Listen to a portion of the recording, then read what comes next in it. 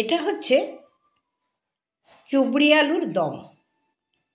কেমন লাগছে রান্নাটা দেখবেন? তাহলে চলুন কণিকাদির রান্নাঘরে।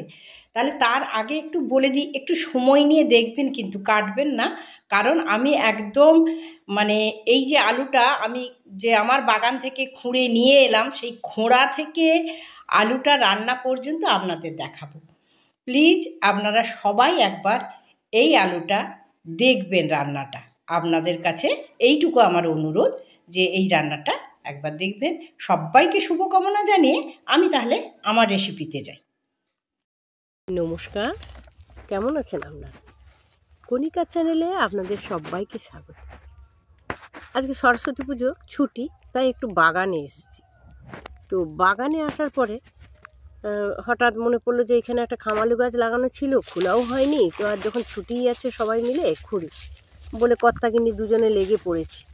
তো বুঝতেই পারিনি যে এই মালটি এত বড়। দেখুন দেখি, এখনও খোঁড়া শুরু হয়নি, এই শুরু করেছি খোঁড়া, তাও কেটে যাচ্ছে মাঝে মাঝে, বুঝতেই পারছি না। গোটাটা খোঁড়া হোক, দেখাচ্ছি। এ যেন ধীরে ধীরে প্রকাশ পাচ্ছে প্রত্নতাত্ত্বিক উপাদান। আমার তো কখনো আমি দেখিনি এত বড় খামালু হয় বলে। আমি দেখেছি, তবে এত বড় খামালু এখনো এর প্রকাশ ঘটেনি। তো দেখা যাক, প্রকাশিত হোক। অবশেষে প্রত্নতাত্ত্বিক উপাদান বেরোল, আপনারা শুধু দেখুন। আছে অবশেষে আমাকে টোটো করতে হলো। এই যে অবশেষে আমি এই আলুটা কাটলাম এতটা, এটা রান্নার জন্য নিয়ে যাচ্ছি। কিভাবে রান্না করি সেটা দেখাবো, আর আপনারা অবশ্যই পুরো ভিডিওটা একটু মন দিয়ে দেখবেন আমি কিভাবে রান্না করছি। চলুন এবারে এটা কেটে নিই। আমার কাটার পালা।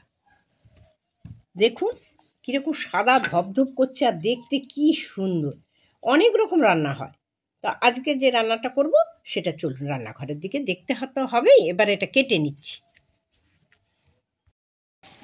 ঠিক এইভাবে কেটেছি, ওল যেভাবে কাটে। আর এগুলোতে প্রচুর, এই দেখুন হড়হড়ে ভাব আছে, প্রচুর, একদম প্রচুর হড়হড়ে ভাব। এটাকে এবারে আমি নুন হলুদ দিয়ে সেদ্ধ করে নেব। এইবারে আমি কড়াইতে জল বসিয়ে দিয়েছি, আর ওই যে আলুগুলো কেটে রেখেছি এবারে আলুগুলো সব দিয়ে দিচ্ছি। আলুগুলো আমি এবারে সেদ্ধ করব। সমস্ত আলুগুলো দিয়ে দিচ্ছি নুন আর একটুখানি হলুদ দিয়ে। এইবারে আমি নুন দিয়ে দিচ্ছি। সেদ্ধ হতে হতে এখানে আমি মশলা বেটে নিচ্ছি। চালমগজ আর এখানে নিয়েছি আদা, একসঙ্গে বেটে নেব। আর এখানে নিয়েছি কিছু রসুন, এটাও বেটে নেব। পেঁয়াজটাও বেটে নেব, টমেটোও বেটে নিচ্ছি। তাহলে রসুন, পেঁয়াজ, টমেটো বেটে নিচ্ছি। আর এখানে নিয়ে নিচ্ছি আদা আর চালমগজ, একসঙ্গে বেটে নিচ্ছি। মশলা করতে করতে এইগুলো দেখুন সেদ্ধ হয়ে গেছে, সুন্দর সেদ্ধ হয়ে গেছে। বেশি সময় কিন্তু লাগলো না, এত ভালো আলুটা। এই দেখুন কি সুন্দর সেদ্ধ হয়ে গেছে। তাহলে এবারে এটা আমি নামিয়ে জল ঝরিয়ে নিচ্ছি। মশলা বাটা কমপ্লিট। আদা, চালমগজ, কাশ্মীরি লঙ্কার গুঁড়ো নিয়েছি, প্লেন লঙ্কার গুঁড়ো নিয়েছি, হলুদ গুঁড়ো নিয়েছি, এখানে রসুনটা বেটে নিয়েছি, পেঁয়াজ বেটে নিয়েছি, টমেটো বেটে নিয়েছি। এগুলো দেখুন কত সুন্দর হয়েছে। এখানে একটা শুকনো মশলা করে নিচ্ছি। এখানে নিয়েছি জয়িত্রীর ফুল, জায়ফল, কিছু লবঙ্গ, একটুখানি জিরে, 4টে ছোট এলাচ আর দারচিনি কয়েক টুকরো। বাস এইটা আমি ভেজে গুঁড়ো করে নিচ্ছি। আচ্ছা, এবারে এই মশলাটাতে আমি একটু জল দিয়ে দিচ্ছি। জল দিয়ে এটা গুলে নিচ্ছি। গরম হচ্ছে ততক্ষণ এই যে একটু জিরে পাউডার এতেই আমি দিয়ে দিচ্ছি, আর দিচ্ছি ধনে পাউডার এতেই দিয়ে দিচ্ছি। দিয়ে এই জলে এটাকে আমি গুলে নিচ্ছি। এবার আমার কাজ এগুলো একটু ভেজে নাও, একটু লাল লাল করে ভেজে নাও। নুন আর হলুদ তো আগে থেকেই দেওয়া আছে, সুতরাং অসুবিধা কিছু নেই। আমি শুধু ভেজে নিচ্ছি। ঠিক এই রকম ভাজা হবে, আমি তুলে নেবো। আর দেখছেন খুন্তিটা ঢুকে যাচ্ছে। আচ্ছা, ভাজতে ভাজতে একটা কথা বলি, এইটাকে আমি খামালু বলেছি প্রথম থেকেই, কিন্তু এখন অনেকের মুখে শুনছি এটা খামালু নয়, চুবড়ি আলু। তাহলে বন্ধু আপনারাই বলবেন এটা খামালু না চুবড়ি আলু।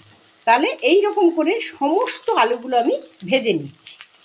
বন্ধু আলুগুলো কীরকম লাল করে ভাজা হয়ে গেছে, কেউ ভাঙেনি, আর এত নরম হয়ে গেছে, মানে 5 মিনিটও লাগলো না কিন্তু আমি ওই যে কড়াইতে সেদ্ধ করলাম। তাহলে এটা ভাজা হয়ে গেছে। এদিকে তেলটা আছে, তেলে এবার আমি দিয়ে দিলাম 5 ফোড়ন।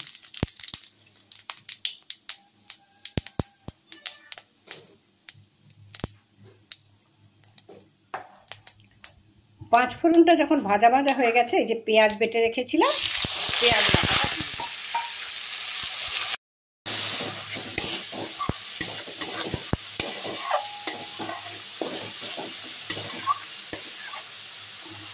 পেঁয়াজ বাটাটা একটুখানি নেড়ে নিয়ে আমি দিয়ে দিচ্ছি রসুন বাটা।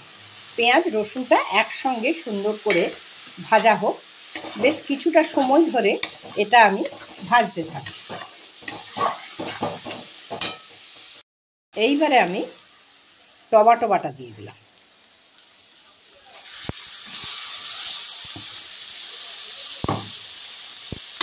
ওই টমেটো বাটা দিয়ে আবার টমেটোর কাঁচা গন্ধটা না যাওয়া পর্যন্ত আমি নাড়তেই থাকবো। পেঁয়াজ রসুন টমেটো যখন এই রকম হয়ে গেছে, তখন আমি দিয়ে দিচ্ছি এই যে কাশ্মীরি লঙ্কার গুঁড়ো, আমাদের প্লেন ঝাল লঙ্কার গুঁড়ো, জিরে গুঁড়ো, হলুদ গুঁড়ো আর ধনে গুঁড়ো জল দিয়ে গুলে রেখেছিলাম। এটা এবার দিয়ে আমি আবারও কষাতে থাকবো মশলাটা সুন্দর করে। যখন মশলাটা এই রকম হয়ে গেছে, তখন আমি দিয়ে দিচ্ছি আদা আর চালমগজ বাটাটা একসঙ্গেই বেটে রেখেছিলাম, দিয়ে দিলাম। দিয়ে আবারও এটা বেশ কিছুক্ষণ ধরে এমনি করে কষিয়ে নেব মশলাটা। আর মশলা যত কষা হবে তত রান্নাটা হবে খুবই সুস্বাদু। মশলাটা দেখুন কষতে কষতে ঠিক এই রকম হয়ে যাবে, তেলটাও ছেড়ে এসছে। এবার এই মশলাতে আমি গরম জল দিয়ে দেব। একটু ধৈর্য নিয়ে যদি দেখেন রান্নাগুলো, দেখুন এবার আমি এটা কিন্তু গরম জল দিচ্ছি, আর একটু বেশি জল দিলাম, কারণ আমার ওই যে খামালু হোক বা চুবড়ি আলু ওটা কিন্তু অনেকখানি আছে, তাই আমি একটু বেশি জল দিলাম।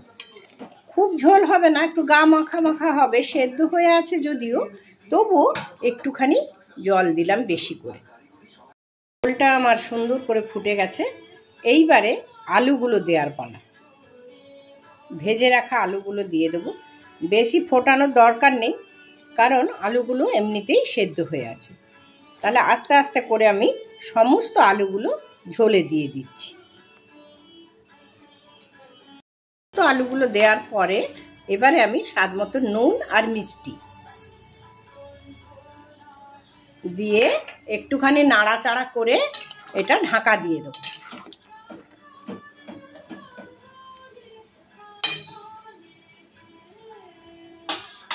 এবারে তরকারিটা ফুটতে থাক, আমি ঢাকা দিয়ে দিচ্ছি।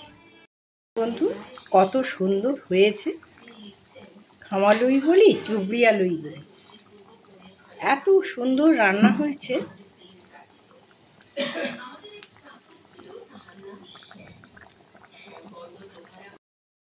আমার রান্না কমপ্লিট।